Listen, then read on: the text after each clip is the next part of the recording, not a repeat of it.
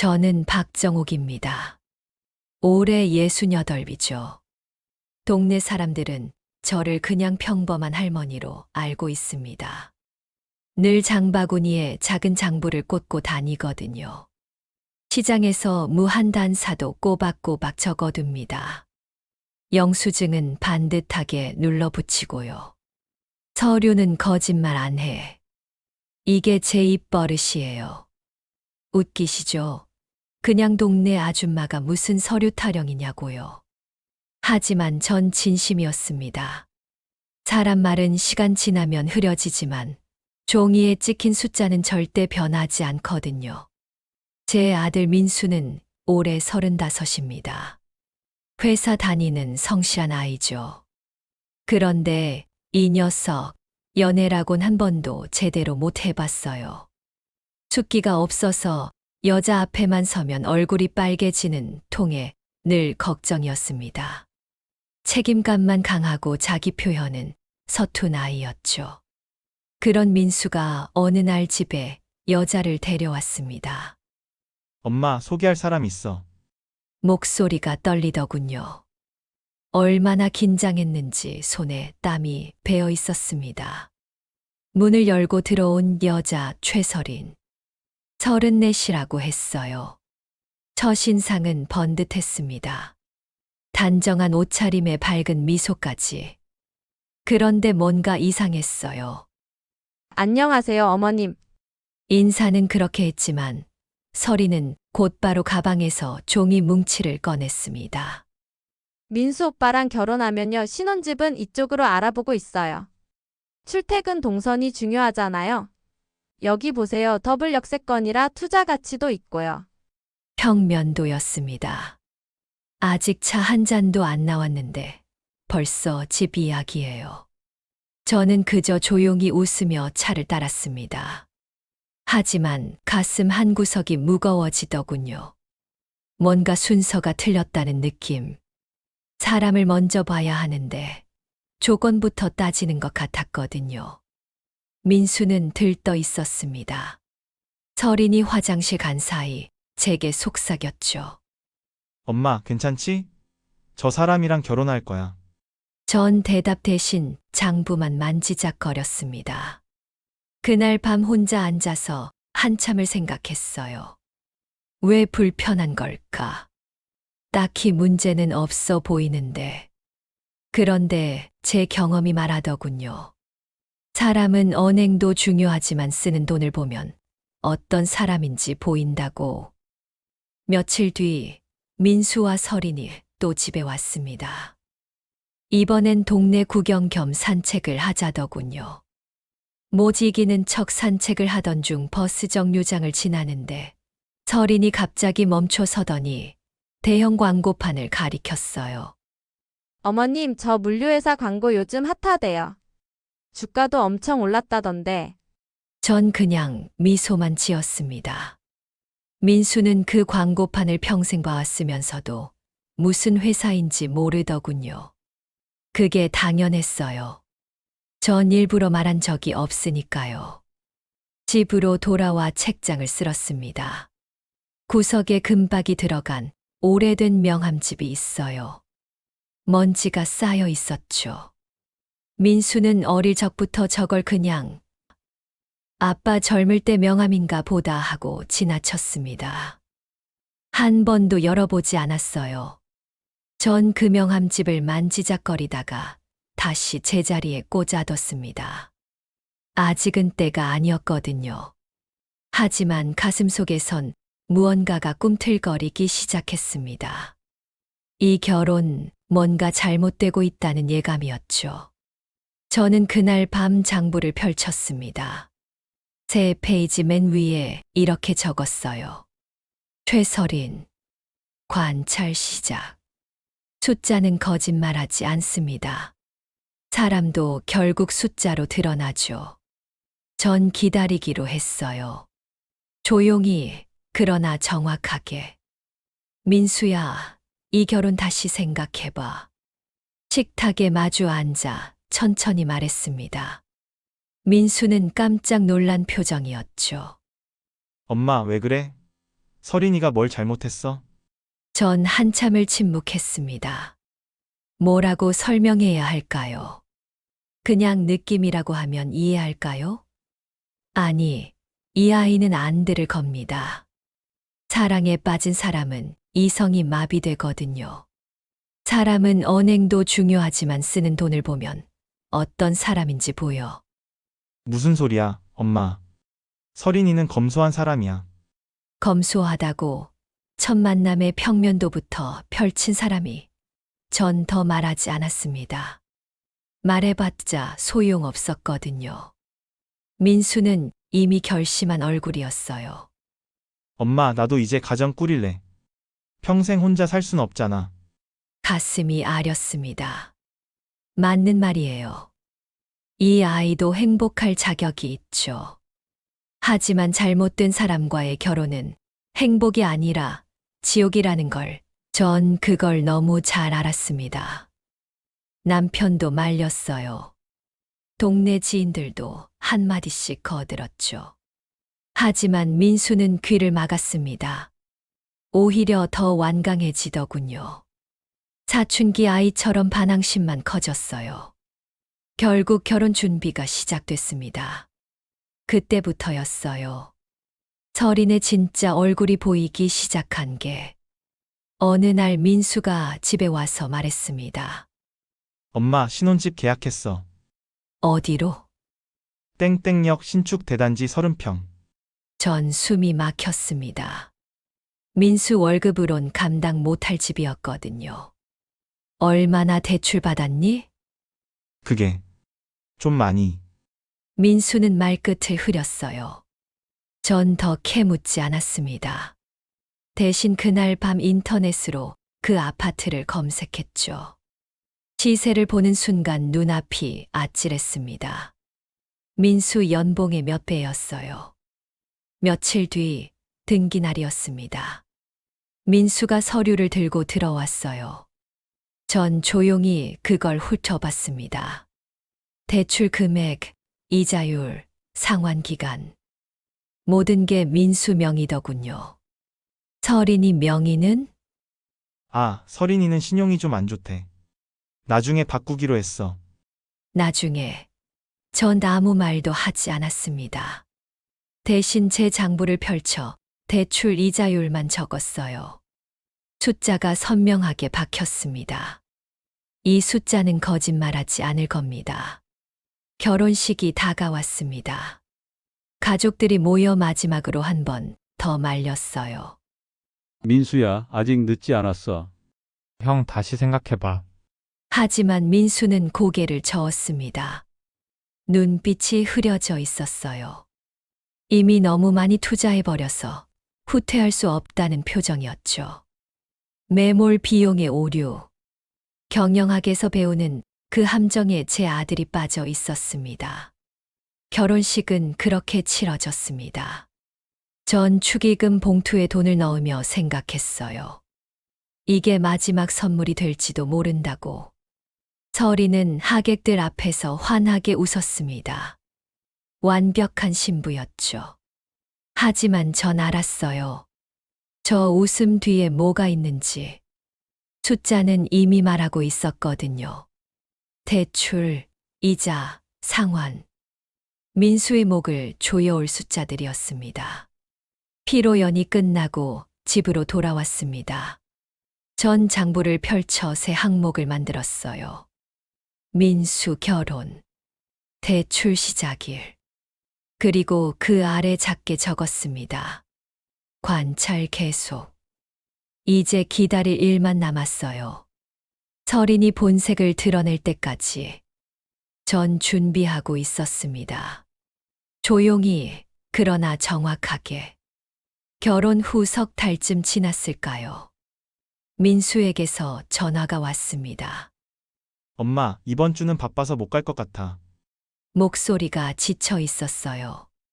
전 괜찮다고 했습니다.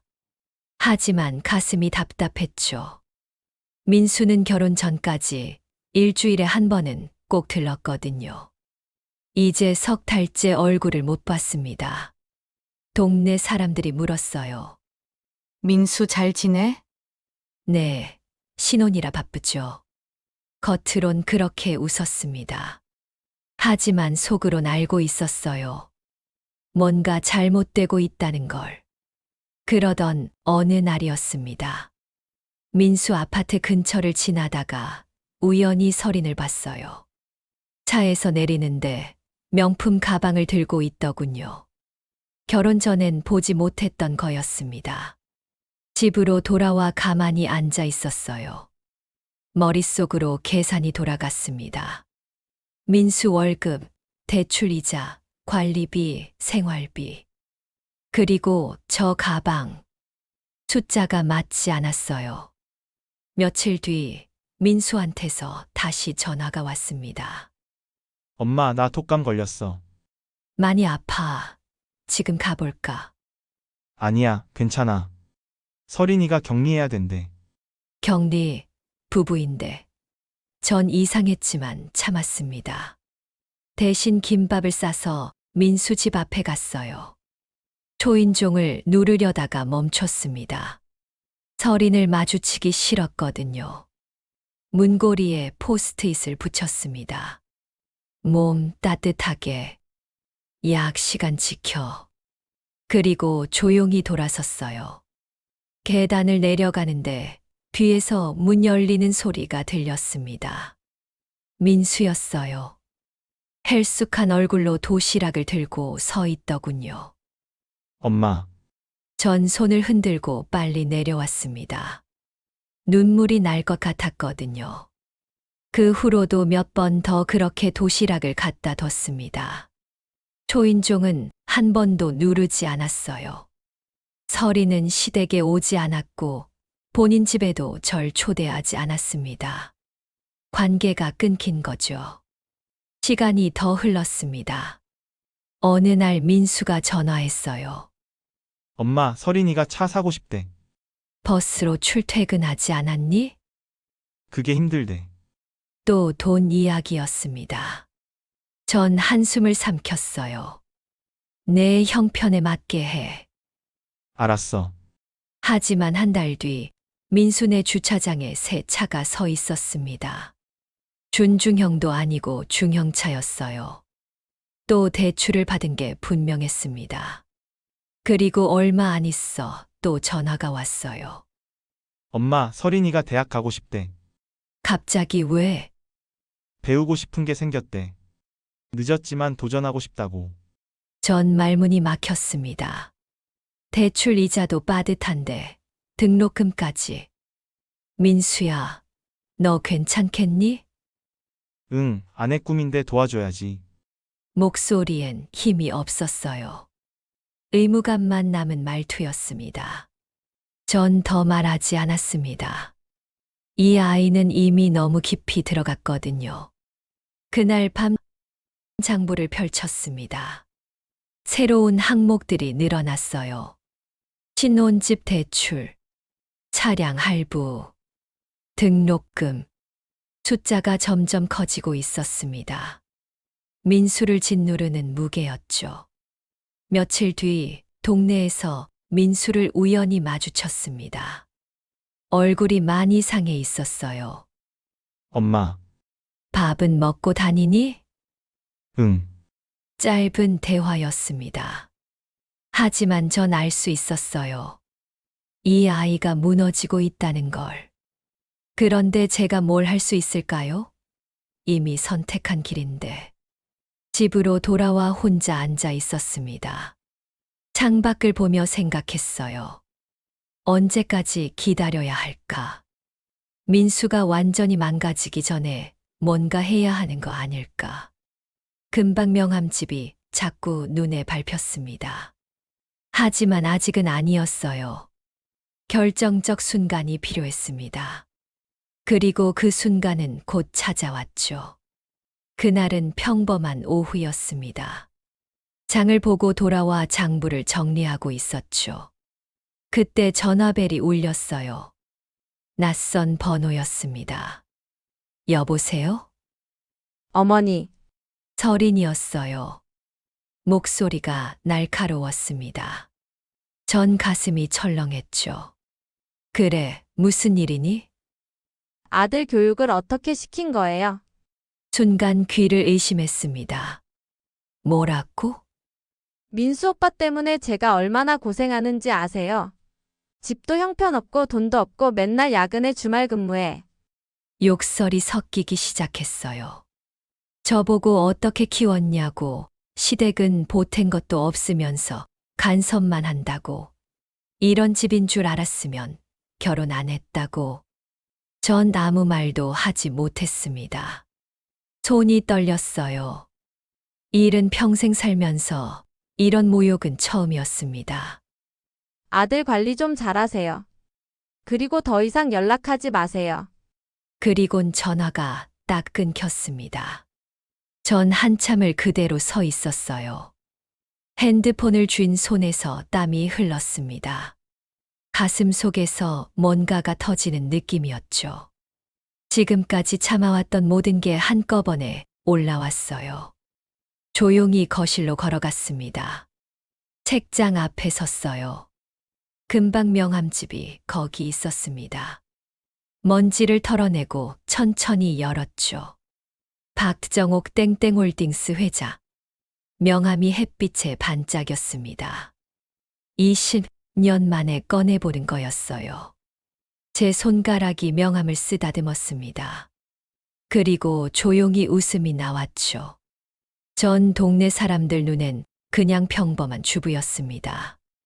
시장에서 팥값 깎고 버스 타고 다니는 할머니. 하지만 그건 제가 선택한 가면이었어요. 실제론 수천억대 물류, 유통, 부동산을 거느린 그룹의 창업주였습니다. 버스 정류장 광고판에 나온 그 회사, 제 거였어요. 민수는 평생 그 앞을 지나다니면서도 몰랐죠. 왜 숨겼냐고요? 아들이 돈의 무게를 모르고 살길 바랐습니다. 스스로 서는 법을 배우길 원했어요. 그래서 일부러 소박하게 살았습니다. 민수가 혼자 힘으로 살아가길 바랐거든요. 하지만 이젠 때가 됐습니다. 서류는 거짓말 안 하지. 전 곧바로 움직였습니다. 먼저 법률 자문팀에 연락했어요. 서린 씨와 주고받은 모든 통화, 메시지, 기록 보존해 주세요. 법적 증거 형태로요. 알겠습니다, 회장님. 회장님이라는 호칭이 낯설었습니다. 20년 만에 듣는 소리였거든요. 다음은 포렌식 회계사였습니다. 민수 계좌, 대출 내역 차량, 등록금 흐름 전부 분석해 주세요. 배우자와 관련된 금융거래 패턴도요. 기간은 어느 정도로 할까요? 결혼 전부터 현재까지 전부요. 며칠이 지났습니다. 결과가 도착했어요. 보고서를 펼치는 손이 떨렸습니다. 서리는 결혼 전부터 반복적 패턴을 보였더군요. 배우자 명의로 대출받고 고가 물품 소비하고 진학 명목으로 빠져나가는 구조. 이번이 처음이 아니었어요. 혼인 관계에서 경제적 착취가 의심되는 정황이 여러 개 나왔습니다. 범죄로 단정할 순 없었지만 이혼이나 손해배상엔 충분한 자료였죠. 전 보고서를 덮고 창밖을 봤습니다. 버스 정류장 광고판이 보였어요. 제 회사 광고. 서리는 그날 그걸 보며 말했죠. 요즘 핫하대요. 아이러니했습니다. 자기가 물어뜯으려는 집안이 얼마나 큰지도 모르고. 전 조용히 미소 지었습니다. 이제 시작할 시간이었어요. 감정적 보복이 아니라 정확한 절차로. 서류는 거짓말하지 않으니까요. 그날 밤 장부의 새 페이지를 폈습니다. 반격 시작. 숫자가 선명하게 적혔습니다. 이제 서리는 자기가 건드린 게 뭔지 알게 될 겁니다. 민수를 불렀습니다. 집으로 오라고 했죠. 전화 너머 목소리가 조심스러웠어요. 엄마, 무슨 일이야? 그냥 와. 할 이야기가 있어. 민수가 도착했을 때 얼굴이 많이 상해 있었습니다. 살도 빠지고 눈빛도 흐려져 있었어요. 전 차를 내오며 천천히 입을 열었습니다. 민수야, 엄마가 너한테 숨긴 게 있어. 뭔데? 금방 명함집을 밀어줬습니다. 민수는 어리둥절한 표정으로 열어봤죠. 명함을 보는 순간 얼굴이 굳었어요. 이게 뭐야? 엄마 명함이야. 땡땡홀딩스 회장? 엄마가? 전 고개를 끄덕였습니다. 민수는 명함을 손에 쥔 채 멍하니 있었어요. 믿기지 않는다는 표정이었죠. 버스 정류장 광고판 봤지? 그 회사가 엄마 거야. 물류, 유통, 부동산. 다 엄마가 만든 거지. 왜? 왜 지금까지? 목소리가 떨렸습니다. 전 민수의 손을 잡았어요. 내가 내 발로 서길 바랐어. 돈의 무게에 짓눌리지 않고 스스로 살아가는 법을 배우길 원했지. 민수는 아무 말도 못했습니다. 그때 변호사와 회계사가 들어왔어요. 민수는 그제야 상황을 이해하기 시작했죠. 테이블 위에 서류 뭉치가 놓였습니다. 변호사가 차분히 설명했어요. 민수 씨, 이건 배우자분의 금융거래 패턴 분석입니다. 결혼 전부터 반복된 정황이 보이고요. 민수는 서류를 넘기며 얼굴이 점점 창백해졌습니다. 숫자들이 선명하게 말하고 있었거든요. 이게 진짜야? 네, 모두 공식 기록입니다. 전 민수를 바라봤습니다. 아이가 무너질까봐 걱정됐어요.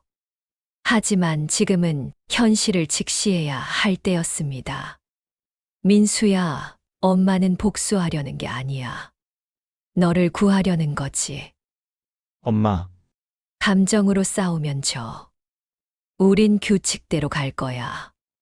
변호사가 계획을 설명했습니다. 첫째, 민수 씨를 분리시킬 겁니다. 회사 소유 레지던스를 임시 거처로 제공하기로 했어요. 갈등을 줄이고 민수가 회복할 시간을 주는 거였죠. 차량은 어떻게 하죠? 민수 씨 명의니까 회수 가능합니다. 제조사 앱으로 접근 권한 초기화하면 돼요. 둘째, 재정을 차단합니다. 공동통장을 해지하고 민수 씨 급여 계좌를 변경하기로 했어요. 서린이 쓰던 등록금 지원도 즉시 종료였죠. 엄마, 그럼 서린이는? 내 돈으로 살 수 없어. 당연한 거지. 셋째, 법적 준비를 합니다. 격리, 욕설, 무시 같은 행태를 정리한 사실 확인서를 작성하기로 했어요. 부부 상담 기록, 의료 기록도 확보하고요. 마지막으로 기회를 줄 겁니다. 변호사가 이어서 말했어요. 공증 입회하에 혼인생활 개선 합의서를 제시합니다. 기본 생활비 분담, 무리한 대출 금지, 가족 왕래 허용 같은 것들이죠. 서명하면 관계 회복을 시도하는 겁니다. 민수는 고개를 숙였습니다. 한참을 그러고 있다가 천천히 고개를 들었어요. 엄마 말대로 할게. 힘들지. 아니, 오히려 시원해. 이제야 숨통이 트이는 것 같아. 며칠 뒤 합의서 작성 날이었습니다. 공증사무소에 서린이 왔어요. 표정이 일그러져 있었죠. 이게 뭐예요? 혼인생활 개선 합의서입니다. 읽어보세요. 서린은 서류를 훑어보다가 비웃었습니다. 이거 장난해요. 생활비를 반반 내라고. 대출은 함께 책임지라고. 당연한 내용입니다. 웃기고 있네. 민수 오빠, 당신 진짜 이럴 거야. 민수는 대답하지 않았습니다. 전 조용히 앉아서 지켜봤어요. 서린이 펜을 집어던졌습니다. 서명 안 해요. 이런 거 누가 해요? 돈 많은 시댁 찾을 걸 그랬네. 이딴 집에 시집 와서. 그 말이 녹취기에 고스란히 담겼습니다. 공증인이 기록하고 있었거든요. 서명 거부로 간주하겠습니다. 그래요, 거부해요, 이딴 거. 서린은 가방을 집어들고 나가버렸습니다. 문이 쾅 닫혔죠. 변호사가 녹취 파일을 확인했어요. 완벽합니다. 이제 다음 단계로 갑니다. 민수는 창밖을 보며 한숨을 쉬었습니다. 전 아이 어깨에 손을 얹었어요. 잘했어. 이제 시작이야. 엄마, 난 정말 바보였어. 바보가 아니야. 사랑했던 거지. 하지만 사랑도 도리가 있어야 해. 집으로 돌아오는 길, 전 장부를 펼쳤습니다. 새 항목을 적었어요. 합의 거부, 증거 확보 완료. 숫자는 거짓말하지 않습니다.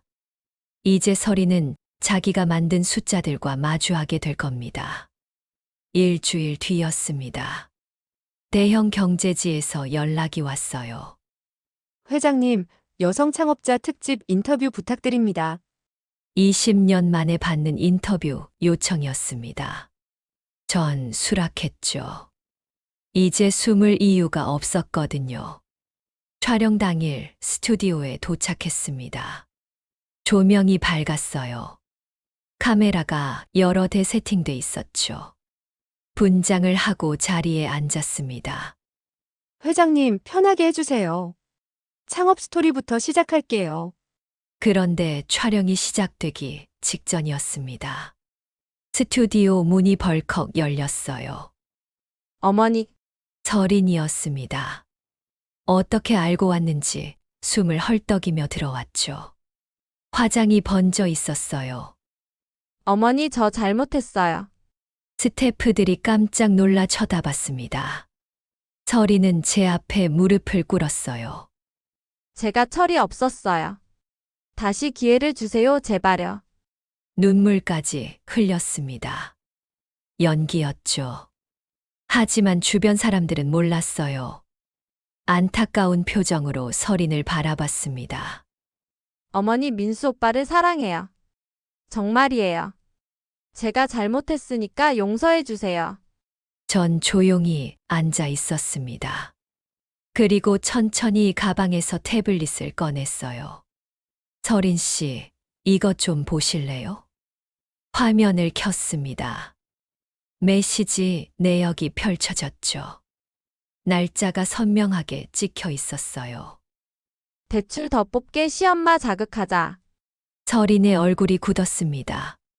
전 화면을 넘겼어요. 차 뽑았고 다음은 학교. 다시 넘겼습니다. 시댁은 보태준 게 없음 키읔키읔. 주변이 조용해졌습니다. 스태프들이 숨을 죽이고 지켜봤어요. 이것도 보세요.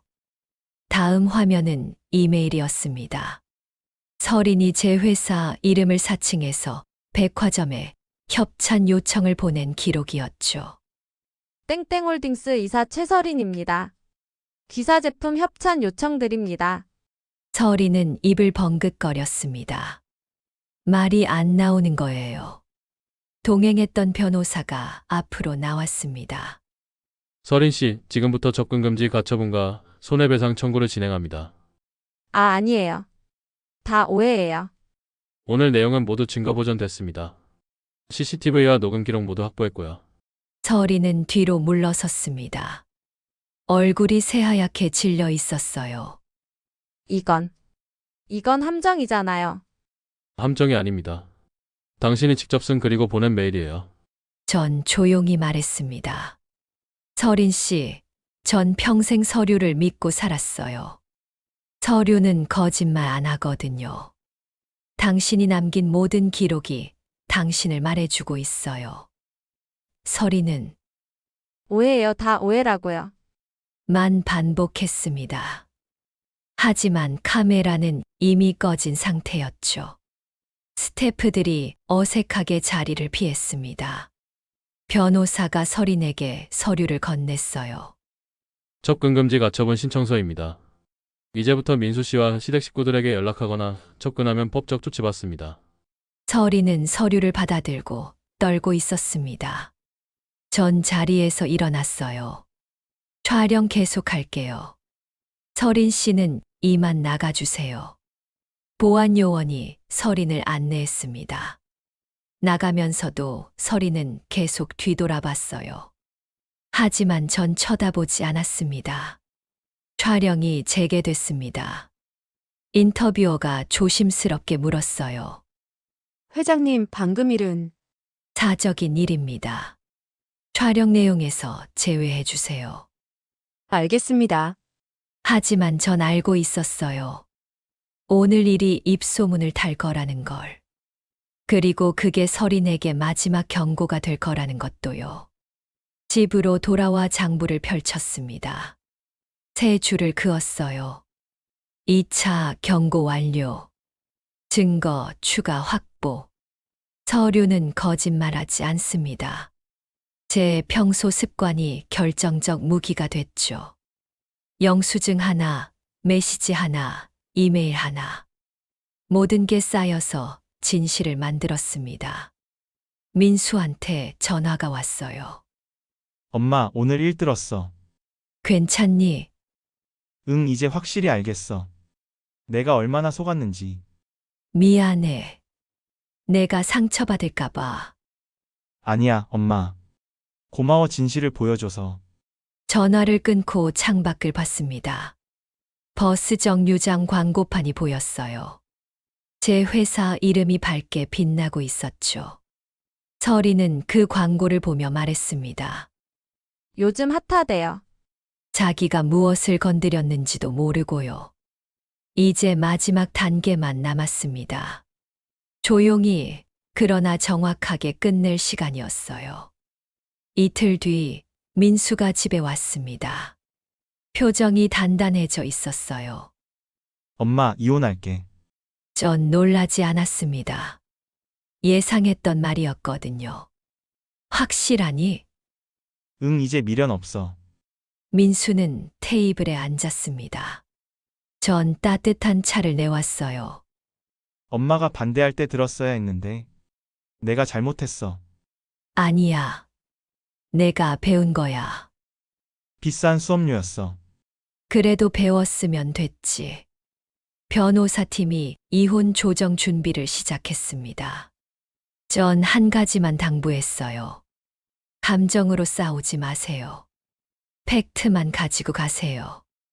알겠습니다, 회장님. 조정 날이 잡혔습니다.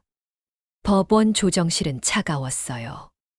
서린이 반대편에 앉아 있었죠.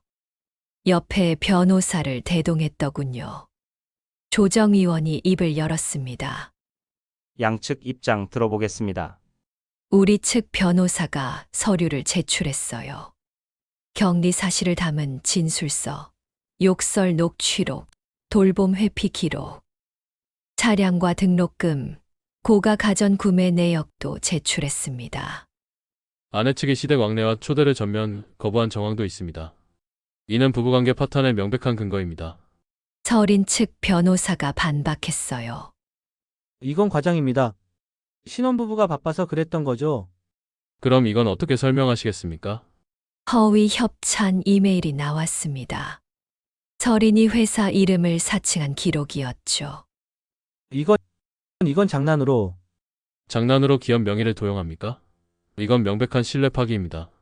조정실이 조용해졌습니다. 서린은 고개를 숙이고 있었어요. 조정위원이 서류를 검토했습니다. 한참을 넘기다가 입을 열었죠. 증거가 상당히 구체적이네요. 원고 측 주장에 신빙성이 있어 보입니다. 서린 측 변호사가 뭔가 말하려다가 멈췄습니다. 증거가 너무 명확했거든요. 피고 측 반론 있으십니까? 서린은 대답하지 않았습니다. 그저 입술만 깨물고 있었어요. 그럼 합의 방향을 논의하겠습니다. 위자료와 재산분할 협상이 시작됐습니다. 서린 측은 처음엔 큰 금액을 요구했어요. 신혼집 절반 차량, 그리고 위자료 3천만 원. 우리 측 변호사가 단호히 말했습니다. 불가합니다. 신혼집은 민수 씨 단독 명의 대출이고 차량도 마찬가지입니다. 오히려 경제적 학대에 대한 손해배상을 청구할 수 있습니다. 손해배상이요? 내 배우자를 과도한 빚으로 몰아넣은 정황이 명백합니다. 서린은 얼굴이 하얗게 질렸습니다. 잠시 변호사와 속삭이더니 태도를 바꿨어요. 그럼 최소한만 받을게요. 결국 민수에게 유리한 조건으로 합의가 됐습니다. 위자료는 최소화됐고 재산 분할도 공정하게 처리됐죠. 신혼집은 매각 후 대출 정리로 가닥을 잡았습니다. 차량은 민수 명이니까 당연히 민수 몫이었어요. 합의서에 서명해 주세요. 서리는 떨리는 손으로 펜을 들었습니다. 서명하는 동안 눈물이 떨어졌어요. 하지만 전 동정하지 않았습니다. 자기가 만든 결과였거든요. 조정이 끝나고 나왔습니다. 복도에서 민수가 한숨을 쉬었어요. 끝났네. 그래, 끝났어. 엄마, 고마워. 전 민수를 안아줬습니다. 아이가 제 품에서 작게 흐느꼈어요. 이제 다시 시작하면 돼. 응. 집으로 돌아오는 길, 전 혼자 생각했습니다. 복수가 아니었어요. 구원이었죠. 제 아들을 잘못된 관계에서 구해낸 겁니다. 그날 밤 장부를 펼쳤습니다. 마지막 줄을 그었어요. 이혼 성립. 민수 회복 시작. 숫자가 끝났습니다. 이제 새 숫자를 쓸 시간이었어요. 민수의 새 출발을 위한 숫자였죠. 전 조용히 미소 지었습니다. 우린 감정으로 보복하지 않아. 선을 긋고 법대로만. 그게 제 방식이었습니다. 이혼 후에도 서리는 포기하지 않았습니다. 며칠에 한 번씩 나타났어요. 울며 반성하는 척했죠. 어머님 제발요. 다시 기회를 주세요. 하지만 전 문을 열어주지 않았습니다. 인터폰 너머로만 말했어요. 서린 씨, 접근 금지 가처분 나온 거 알죠? 하지만 어머님, 더 가까이 오면 고발 들어갑니다. 그러면 서리는 울다가 돌아갔습니다. 그리고 며칠 뒤 또 왔죠. 같은 패턴이 반복됐어요. 그러던 어느 날이었습니다. 경제지 인터뷰가 공개됐어요. 표지에 제 사진이 실렸습니다. 여성 창업자 박정옥, 수천억 그룹 일군 숨은 거장. 기사는 반응이 뜨거웠습니다. 동네 사람들이 놀라서 전화했어요. 정옥 씨, 이게 정말 당신이야? 네, 제가 맞아요. 세상에, 몰랐네. 그렇게 검소하게 사시더니. 전 웃으며 받았습니다. 숨길 이유가 없었거든요. 그런데 인터뷰엔 추가 촬영분이 있었습니다. 얼굴은 모자이크 처리됐고 개인정보는 전부 비공개였죠. 제가 요청한 내용이었어요. 배우자를 빚으로 묶는 관계는 사랑이 아닙니다. 화면 속 저는 차분히 말했습니다. 품위는 가격표에서 나오지 않아요. 약속과 도리에서 나오죠. 돈으로 사람을 묶으려는 순간, 그건 관계가 아니라 거래가 됩니다. 시청자 댓글이 달렸습니다. 공감됩니다. 저도 비슷한 경험이. 용기 내주셔서 감사해요. 전 댓글을 읽으며 조용히 고개를 끄덕였습니다. 제 경험이 누군가에게 도움이 된다면 그걸로 충분했어요. 그날 이후 서리는 나타나지 않았습니다. 변호사가 접근 금지 위반 시 형사고발 방침을 다시 통지했거든요. 이번엔 진짜였어요. 한 번만 더 나타나면 바로 고발 들어갑니다. 서리는 그제야 포기한 것 같았습니다. 영영 소식이 끊겼죠. 민수는 레지던스에서 점차 회복했습니다. 얼굴에 생기가 돌아왔어요. 어느 날 집에 와서 무릎을 꿇었습니다. 엄마, 미안해. 말 안 듣고 결혼 밀어붙여서. 전 민수를 일으켰습니다. 일어나. 무릎 꿇을 일 아니야. 하지만 책임을 안다는 건 다시 시작할 수 있다는 뜻이야. 민수 눈에 눈물이 고였습니다. 전 아이의 손을 잡았어요. 실패도 내 경력이야. 이제 더 단단해졌잖아. 응, 엄마.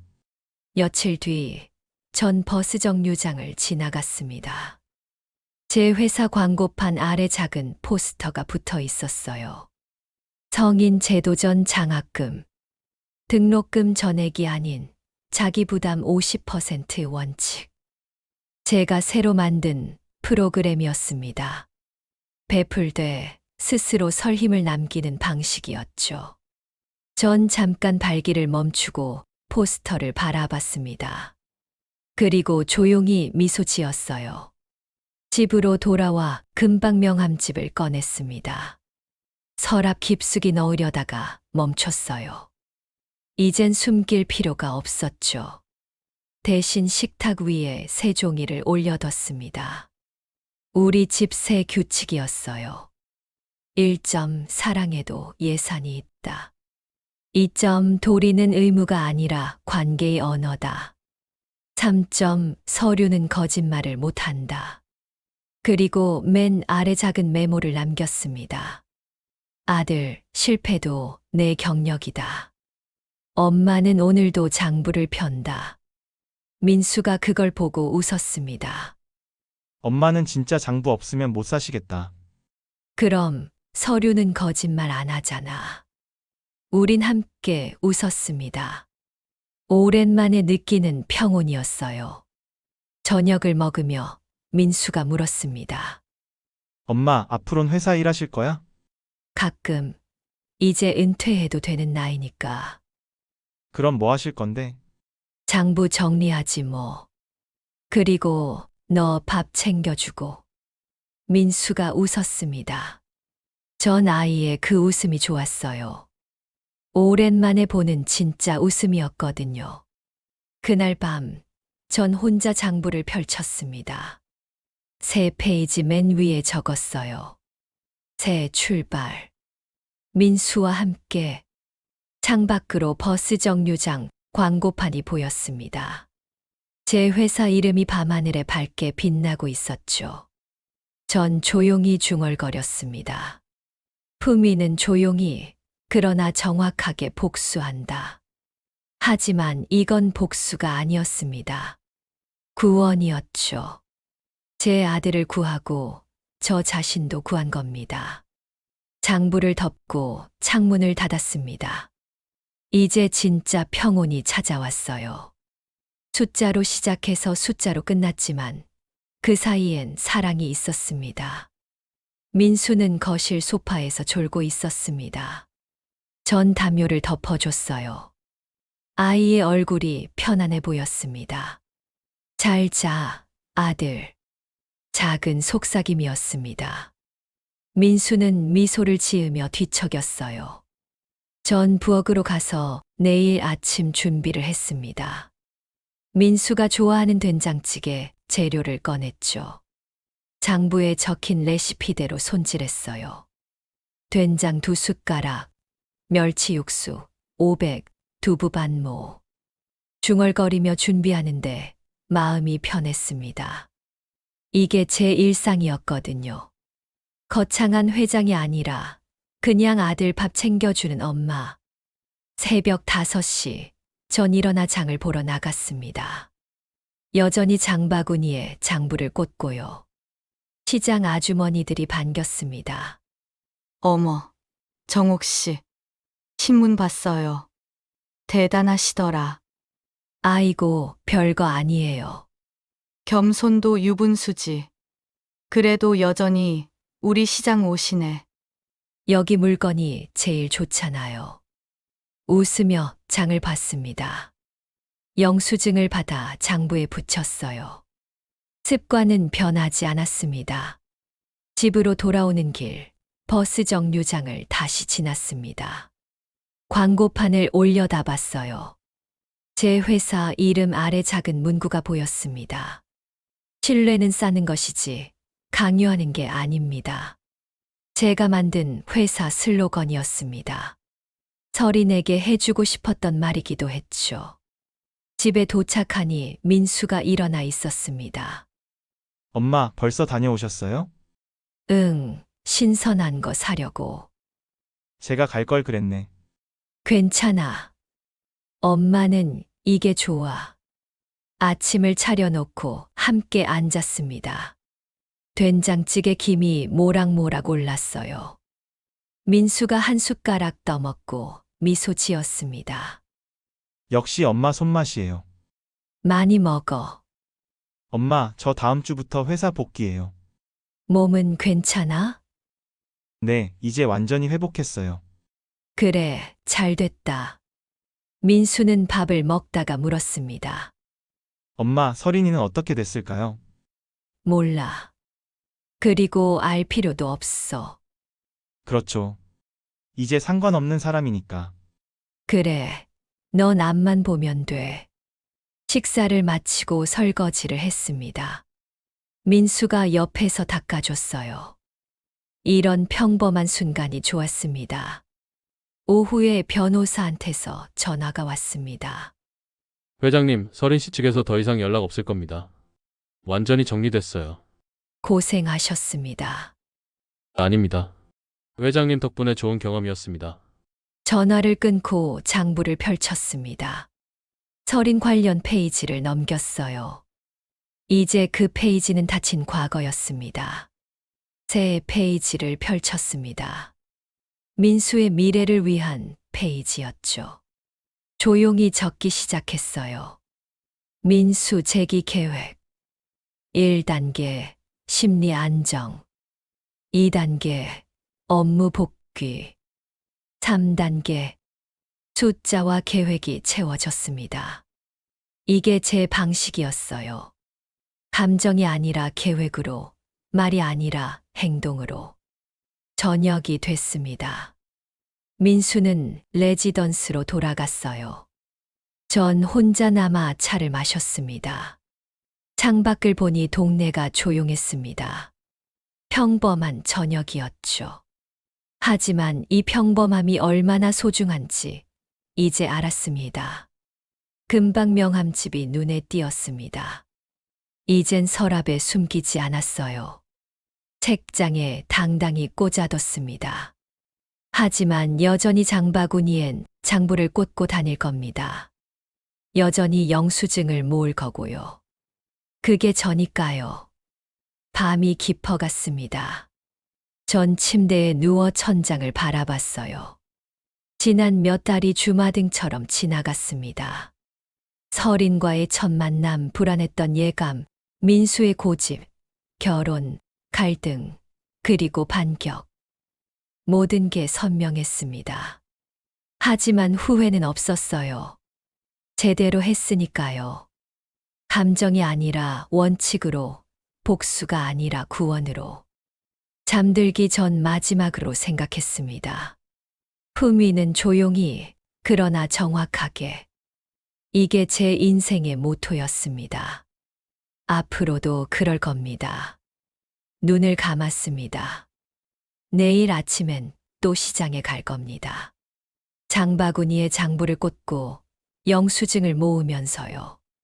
평범한 일상. 그게 제일 소중한 겁니다. 민수도 이제 알 겁니다.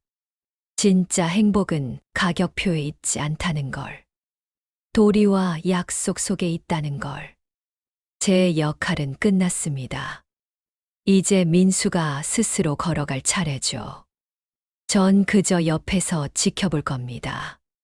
장부를 펴고 조용히 기록하면서요. 서류는 거짓말하지 않으니까요. 그리고 숫자는 언제나 진실을 말하니까요. 이야기는 여기서 끝입니다. 하지만 삶은 계속됩니다. 민수의 새 출발과 함께요. 전 오늘도 장부를 펼칠 겁니다. 그리고 적을 겁니다. 새로운 시작. 함께